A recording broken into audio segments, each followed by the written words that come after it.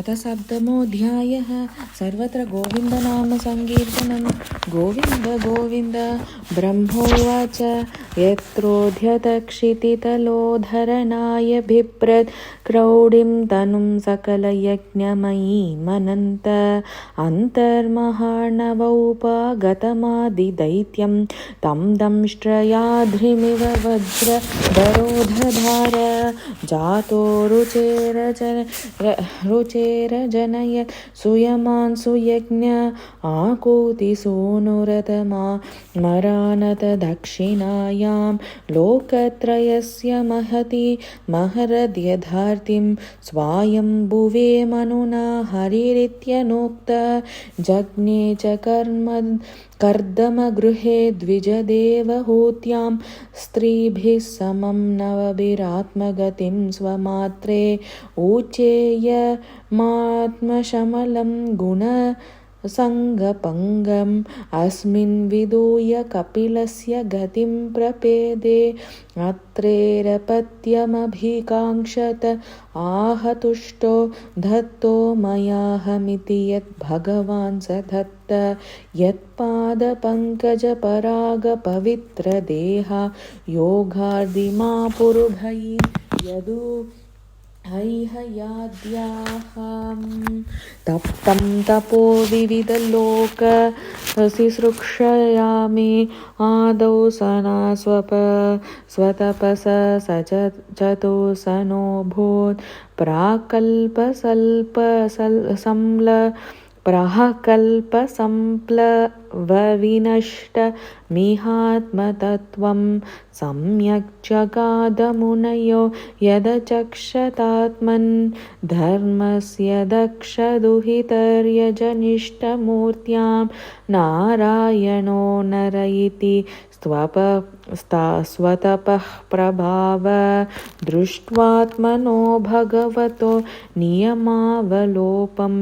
देव्यस्त्वनङ्गपृतना घटितुं न शेको कामं दहन्ति कृतिनो ननु रोषदृष्ट्या रोषं दहन्तुमुत ते न दहन्त्यसख्यं सोऽयं यदन्तरमलं प्रविशं बिभेति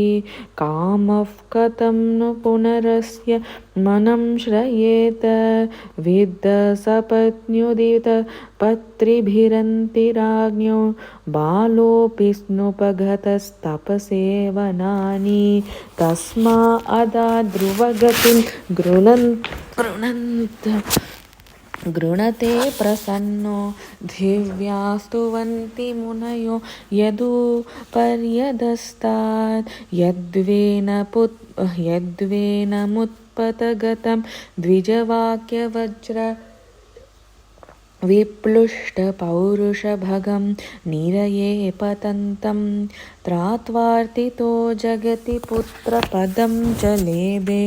दुग्धं वसूनि वसुधा सकलानि येन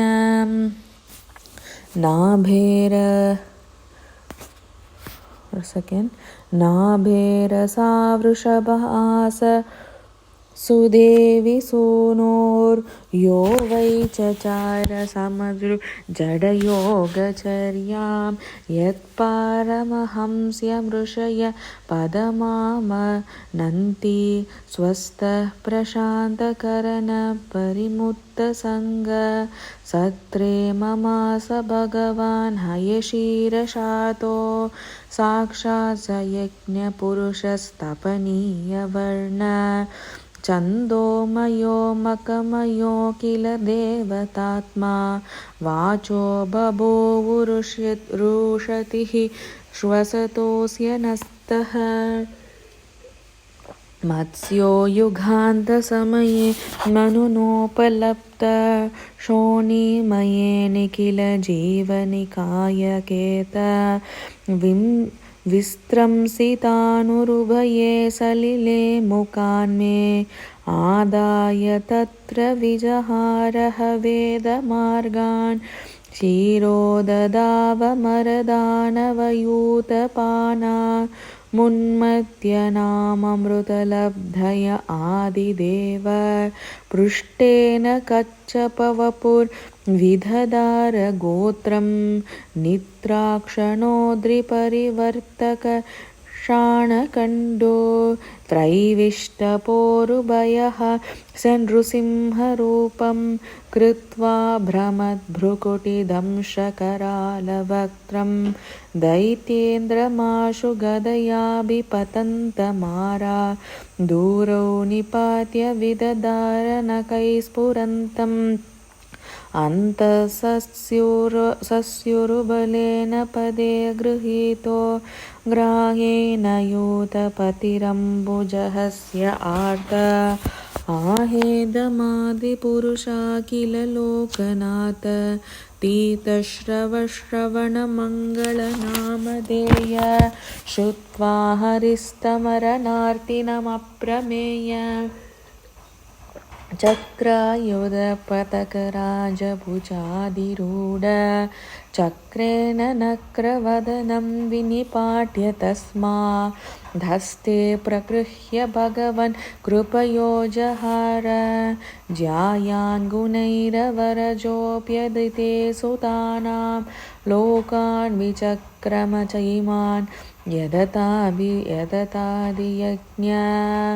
क्ष्मां वामनेन जगृहे त्रिपदच्छलेन याचन्मृते पतिचरन् प्रभुभिर्न चाल्यम् नातो बलेरयमुरुक्रमपादशौच मापशिका धृतवतो विबुधाधिपत्यं यो वै प्रतिश्रुतमतेन चिकीर्षदन्यदात्मानमङ्गशिरसा हरये भीमेने तुभ्यं च नारदभृशं भगवान् विवृद्ध भावेन साधु परितुष्ट उवाच योगं ज्ञानं च भागवतमात्मसतत्त्वदीपं यद्वासुदेवशरणविदुरं च सैव चक्रं च दीक्षाविहतं दशसु स्वतेजो मन्वन्तरेषु मनुवंशधरो बिभर्ति दुष्टेषु राजसुदमं व्यददात् स्वकीर्तिं सत्ये त्रिपृष्ठ उशतीं प्रतयं चरित्रै धन्वन्तरिश्च भगवान् स्वयमेव कीर्तेर्नाम्ना नृणां पुरुरुजां रुज आशु हन्ति यज्ञे च भागममृतायुरवा वरुन्द आयुश्च वेदमनुशास्त्यवतीर्य लोके क्षत्रं च याय विधिनोपभृतं महात्मा ब्रह्मदृगुञ्जितपथं नरकीर्तिलिप्सो उद्दन्त्यसावनिकण्टकमुग्रवीर्य स्त्रीसप्तकृत्व उरुधारपरश्वदेन अस्मत्प्रसादसुमुखकलया कलेश इक्ष्वाकुवंश अवतीर्य गुरोर्निदेशे दिष्टन्वनं सदयितानुज आविवेश यस्मिन् विरुध्य दशकन्धर आर्तिमार्च्छत् यस्मा अधादु दधिरूढभयाङ्गवेपो मार्गं सपद्य रिपुरं हरबद्धिदाक्षो दूरे सुहृन्मतितरोष सुशोणदृष्ट्या तातप्यमानमकरोर नक्रचक्रः वक्षस्थलस्पर्शरुग्णमहेन्द्रवाह दन्तैर्विडिम्बितककुब्जुष ऊढहासं सद्योऽसुभिः सह विनेष्यति दारहर्तोर्विस्फूर्जितैर्धनुष उच्चरतोऽधिसैन्ये भूमौ सुरेतर वरोत विमार्तियताया क्लेशव्ययाय कलया सितकृष्ण केश जातः करिष्यति जनानुपलक्ष्य मार्ग कर्माणि चात्ममहिमोपनिबन्धनानि तोकेन जीवहरणं यदुकूलिकाया त्रैमासिकस्य च पदा शकटोपवृत्त यद्रिङ्गतान्त गतेन दिवि स्पृशोर्वा उन्मूलनं त्वितरतार्जुनयोर्नभाव्यं यद्वै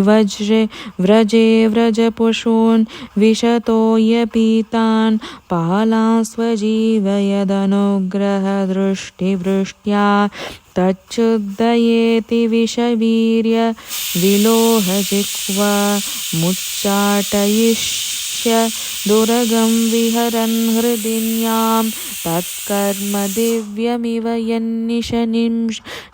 निश्शयानां दावाग्निना शुचिवने परिदह्यमाने उन्नेष्यति व्रजमतो वसि तान्तकालं नेत्रे पिधाय सबलो न दिग्म्यवीर्यम् गृह्णीत यदुपबन्धममुष्य माता शुल्बं सुतस्य न तु तत्तधमुष्यमाति यजृम्भतोऽस्य वदने भुवनानि गोपी संवीक्ष्य शङ्कितमन प्रतिबोधितास्मिन् नन्दं च मोक्षयति भयाद्वरुणस्य पश्चात् गोपान् विलेषु पिहेतान् मयसूनुना च अन्यापृतं निशिशयानमतिश्रमेण लोकं विकुण्ठमुपनेष्यति गोकुलं स्म गोपैर्मके प्रतिहते व्रजविप्लवाय देवे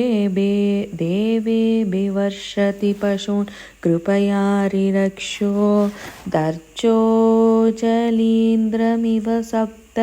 दिनानि 7 वर्षो महीद्रमनगैककरे सलीलं क्रीडं वने निशिनिशाकर रश्मिगौर्यां रासोन्मुखकलपदायत मूर्छितेन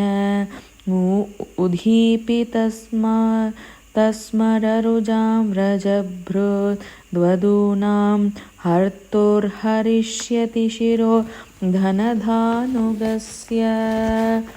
ये च प्रलम्बकरधरोर्दरकेश्यरिष्ट मल्लेबकंस यवनाकुज पौण्ड्रकाद्या अन्ये च शाल्वकपिबल्वलदन्तवक्त्र सप्तोक्षशम्भर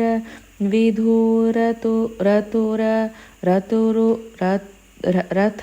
रुक्मिमुख्या सप्तोक्षशम्भरविदूरतरुक्मिमुख्या ये वामृदे समिति शालिन आतचाप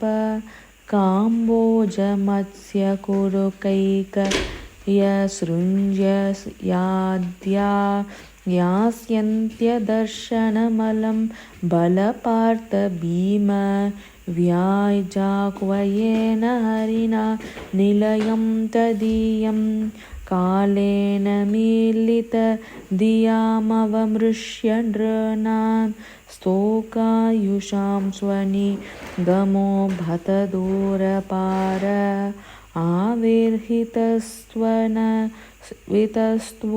वितस्त्वनुयुगं सहि सत्वत्या वेदद्रुमं विटपशो विभजिष्यति स्म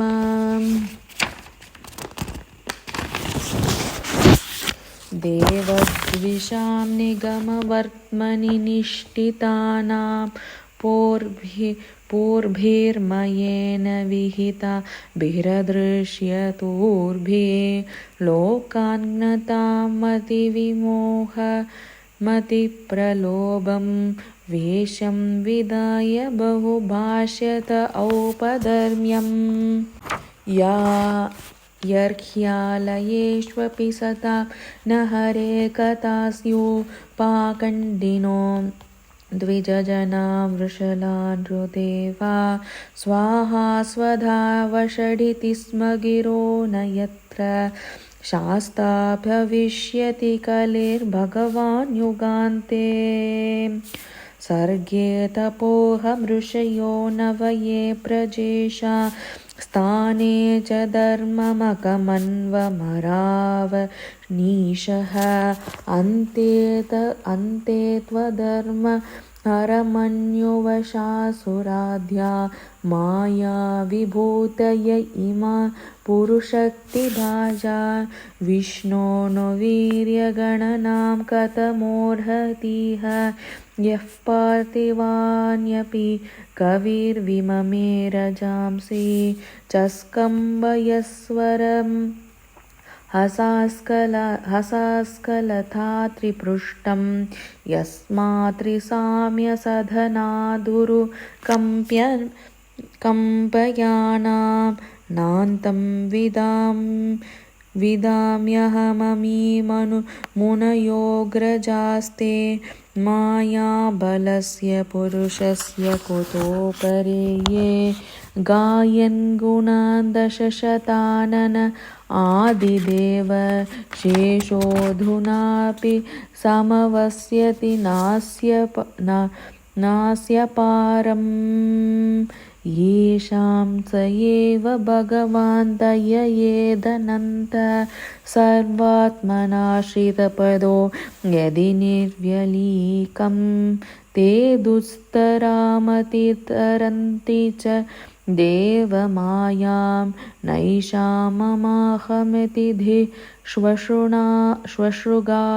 श्वशृगालभक्ष्ये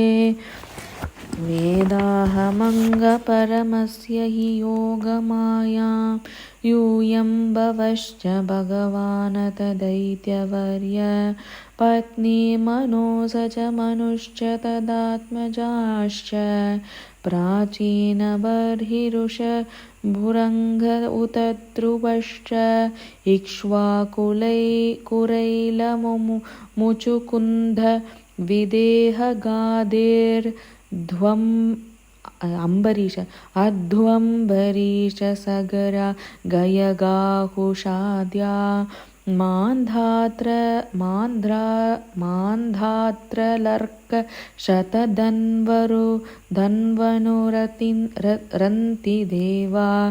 देवव्रतो बलिर्मूर्तरयो